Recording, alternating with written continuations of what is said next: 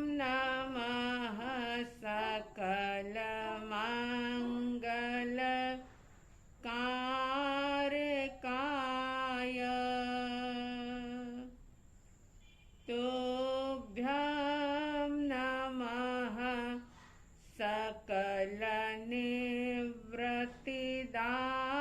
सकलनिवृत्तिदायकाय तुभ्यं नमः सकलकर्म विनाशकाय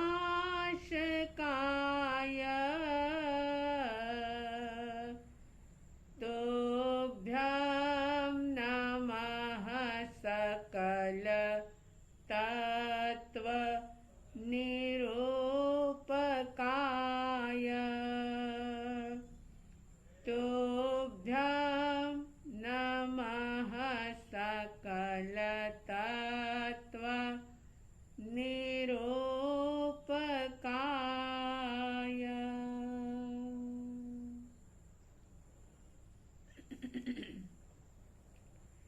श्रद्धालु जिज्ञासु श्रोताओं, आत्मा के आनंद का अनुभव करने के लिए इस दुनिया के प्रपंचों के बीच में रह करके भी एक चैन का अनुभव करने के लिए और वास्तविक आनंद से परिचित होने के लिए समता षोडशी की चर्चा चल रही है। इस समता षोडशी की 5वीं गाथा जो हमें एक अद्भुत बोध दे रही है,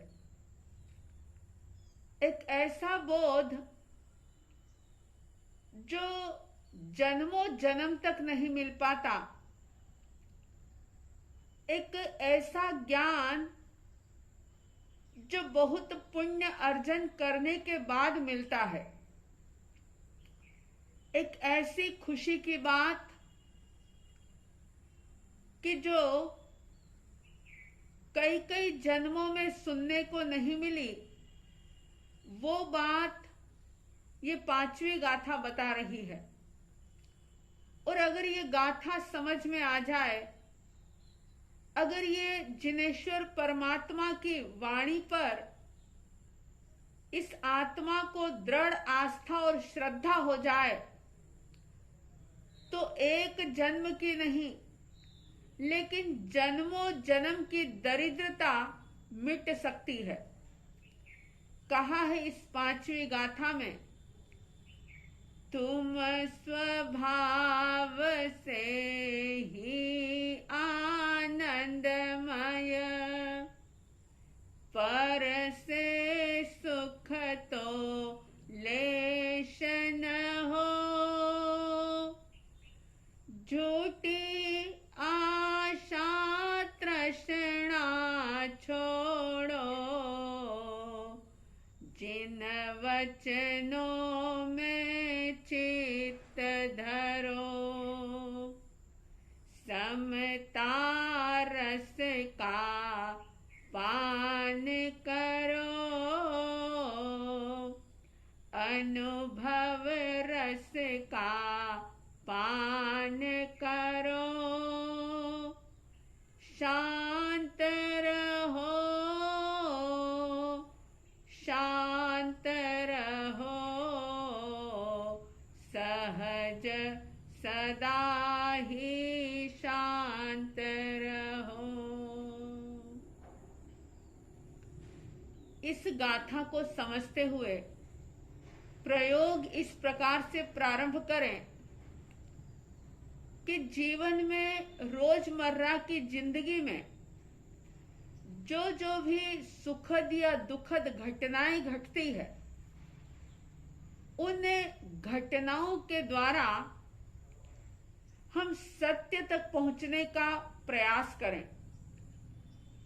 सिर्फ अभिप्राय और व्याख्या ही ना करते रहें, क्योंकि अगर घटनाओं के साथ जुड़कर के व्यक्ति व्याख्या करता है तो सिर्फ उसकी व्याख्याएं इसी प्रकार की होती है कि ये घटना बहुत सुख देने वाली है, ये सिचुएशन, ये परिस्थिति बहुत दुखद है।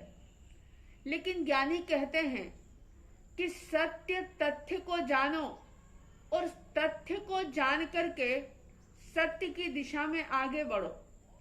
मात्र व्याख्याएं करके अपने अभिप्राय को प्रस्तुत मत करो। एक बार एक बहुत बड़ा दार्शनिक विचारक एक गांव में पहुंचता है और वह विचारक जो था गुणग्राही था, हमेशा गुणी व्यक्ति का संग करना चाहता था। उसने गांव वालों से पूछा कि क्या गांव में कोई ऐसा व्यक्ति है जो दर्शनीय हो, जिसके पास बैठा जाए, यानी जिसका संग करने से कुछ प्राप्त हो सके, सद्गुण के रूप में, चिंतन के रूप में, सद्विचार के रूप में।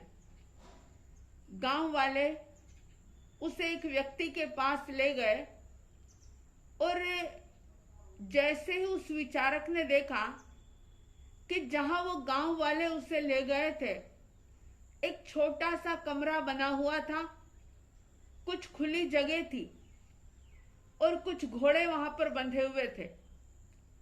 विचारक के मन में सवाल पैदा हुआ कि आखिर इस बूढ़े व्यक्ति के अंदर, जिसके शरीर में झुर्रियां पड़ गई, जिसको आंख से बराबर दिखाई नहीं देता, जो दिखने में भी खूबसूरत नहीं है, काला कलूटा जिसका शरीर है, बूढ़ा हो चला है, भला इसमें ऐसी क्या बात है जो लोग मुझे यहां ले आए।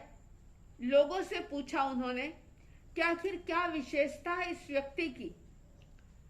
तो लोगों ने बताया कि बात ऐसी है, इनके पास एक बड़ा ही खूबसूरत घोड़ा था, बड़ा ही सुंदर घोड़ा, और न केवल सुंदर, बड़ा प्रसिद्ध। उस घोड़े को देखने के लिए दूर दूर से लोग आते थे। एक दिन ऐसा हुआ कि वो घोड़ा खो गया। अब जैसे ही घोड़ा खो गया, गांव वाले सहानुभूति के शब्द लेकर के उस वृद्ध व्यक्ति के पास गए और कहा कि ये तो बड़े ही दुख की बात है कि आपका घोड़ा गायब हो गया, खो गया। इतना महंगा घोड़ा था, इतना सुंदर घोड़ा था और वो खो गया। ये बड़े ही दुख की बात है। उस बुजुर्ग आदमी ने कहा कि घोड़ा खो गया, सिर्फ इतना कहो, ये दुख की बात है, ऐसा अभिप्राय मत बांधो। थोड़े दिन होते हैं, जो घोड़ा खो गया था वह फिर से आ गया, और न केवल वो आया बल्कि जंगल में से अपने साथ वैसे ही सुंदर कीमती 10 घोड़ों को और ले आया। अब उस बुजुर्ग के वहां पर जहां सिर्फ एक घोड़ा था, वहां अब 10-10, 11-11 घोड़े हो गए और सारे बड़े ही खूबसूरत थे, बड़े ही अच्छे थे। फिर से लोग आते हैं, जैसा कि लोगों की आदत होती है। गांव वाले फिर से इकट्ठे हो गए और उस बुजुर्ग से कहने लगे कि ये तो बड़ी ही खुशी की बात है, बड़े सुख की बात है कि एक घोड़ा गया और अपने साथ 10-10 घोड़ों को ले आया। कितनी अच्छी बात है ये, बड़ी खुशी की बात है, सुख देने वाली बात है ये कि आपके यहाँ पर 11 घोड़े हो गए। उस बुजुर्ग आदमी ने फिर से कहा कि सिर्फ इतना कहो कि एक घोड़ा गया और अपने साथ 10 घोड़े लेकर के आ गया। लेकिन ये खुशी की बात है या ये सुख की बात है, ये अभिप्राय मत बांधो। गांव वालों को बात समझ में नहीं आई। बस कम शब्दों में बुजुर्ग ने यह संदेश दे दिया। अब क्या हुआ, थोड़े दिन बीते और जो जंगल से घोड़े आए हुए थे उनमें से एक घोड़े पर उस बुजुर्ग व्यक्ति का इकलौता बेटा, जो उनके बुढ़ापे का सहारा था, जो उनकी उम्मीद थी, वो एक घोड़े पर सवार होकर के सैर करने के लिए जाता है। जब वो सैर करने के लिए गया, अनायास घोड़े से बेटा गिर जाता है और एक नहीं बल्कि दोनों ही पैर उसके टूट जाते हैं। हमेशा के लिए उनका इकलौता बेटा अपाहिज बन जाता है। फिर गांव के लोग इकट्ठे होते हैं, फिर से अपने विचार, अपनी संवेदनाएं प्रस्तुत करते हैं और कहते हैं, ओहो कितने दुख की बात है कि घोड़े से आपका बेटा गिर गया, दोनों पैर इसके टूट गए और अब ये कभी भी खड़ा नहीं हो सकता। ये तो एकमात्र आपका सहारा था, ये बुढ़ापे की लाठी थी और यही बेचारा अपाहिज हो गया। ओहो बड़े दुख की बात है, ये तो बड़ी मन को ठेस पहुंचाने वाली बात है। तब फिर उस बुजुर्ग व्यक्ति ने एक ही बात कही कि भाई सिर्फ इतना कहो कि घोड़े से बेटा गिर गया और उसके दोनों पैरों की हड्डियां टूट गई, वो अपाहिज हो गया, लेकिन इस घटना के साथ सुख और दुख की बात मत करो। ये घटनाएं ना तो सुख देने वाली होती है और ना दुख देने वाली होती है। बस बात इतनी है कि घोड़े से लड़का गिरा और वो अपाहिज हो गया। अब लोग वापस चले गए। सारे ही लोगों को समझ में नहीं आ रहा था कि आखिर बुजुर्ग के कहने का अभिप्राय क्या है। कुछ कुछ लोग समझ भी रहे थे और उनके गहरे ज्ञान की मन ही मन प्रशंसा भी करते थे कि वास्तव में कितना गहरा है इनका ज्ञान, किस प्रकार से इन्होंने समझ ली है सारी चीजें। अब 2-4-6 महीने बीते कि अनायास पता लगता है कि किसी पड़ोसी देश के राजा ने आक्रमण किया है और उस गांव में जितने भी लड़के थे, जो भी यंग लोग थे, उन सबको लड़ने के लिए, युद्ध के लिए भेजा गया। लेकिन उस बुजुर्ग व्यक्ति का जो इकलौता बेटा था उसे नहीं भेजा गया और जितने भी युद्ध में गए थे, ज्यादातर बच्चे जो थे, लड़के, वो सारे ही शहीद हो गए थे। लेकिन बुजुर्ग का बेटा जो कि अपाहिज हो गया था वो बच जाता है, क्योंकि अपाहिज होने के कारण से उसे सेना में नहीं भेजा गया। अब जब लोगों के बच्चे मर गए, शहीद हो गए, जब माता पिता दुखी हुए तो फिर से वो उस बुजुर्ग के पास आए और कहने लगे कि ये तो बड़ी अच्छी बात हुई, अगर आज बेटे के दोनों पैर सलामत होते तो इसे भी युद्ध के लिए जाना पड़ता और पता नहीं वहां जाने के बाद ये बच पाता या नहीं बच पाता। ये तो बड़ा खुशी की बात है, ये तो सुख देने वाली बात है, सुखदायी बात है कि आपका बेटा चाहे अपाहिज रूप में ही सही, लेकिन आपकी आंखों के सामने मौजूद है। उस ज्ञानी व्यक्ति ने, अनुभवी व्यक्ति ने फिर से यही बात कही कि बस इतना कहो कि बेटा फौज में नहीं गया, बेटा अपाहिज हो गया, बच गया, लेकिन ये खुशी की बात है या ये दुख की बात है, इस प्रकार के अभिप्राय मत बांधो। कहने का अभिप्राय यह है कि जब व्यक्ति पर पदार्थों से या जीवन में घटने वाली घटनाओं के सत्य को न जान करके सिर्फ व्याख्या करने में लग जाता है, तो जो घटना कभी दुख देने वाली बन जाती है तो वही घटना कभी सुख देने वाली बन जाती है। यानी कि व्यक्ति के विचार, उसकी सोच, उसका दृष्टिकोण बदलता रहता है और दुख देने वाले पदार्थ सुख देने वाले हो जाते हैं। और इसीलिए ज्ञानियों ने कह दिया कि पर से सुख तो लेश ना हो। पर परिस्थिति से, पर व्यक्ति से, पर वस्तु से, पर पदार्थ से, पर स्थान से कभी भी सुख या दुख हो नहीं सकता।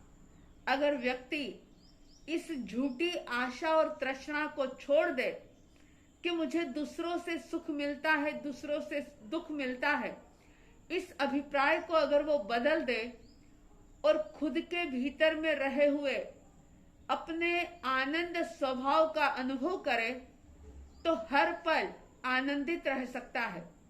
फिर चाहे वह कितनी भी बुरी स्थिति में हो, कितने भी बड़े रोग से घिरा हुआ हो, मगर फिर भी उसकी शांति, उसका आनंद कोई छीन नहीं सकता। तो इस गाथा पर चिंतन करें, मनन करें और तथ्य को जान करके सत्य की दिशा में आगे बढ़ें। मात्र घटनाओं को देख करके व्याख्या ना करें। आप सबके भीतर में आनंदमय स्वभाव वाले आत्मा की ओर अभिमुख होने का पुरुषार्थ प्रबल हो, ऐसी साध्वी द्वय की तरफ से हार्दिक हार्दिक शुभ मंगल भावनाओं के साथ जय प्रभु महावीर, जय गुरु आनंद।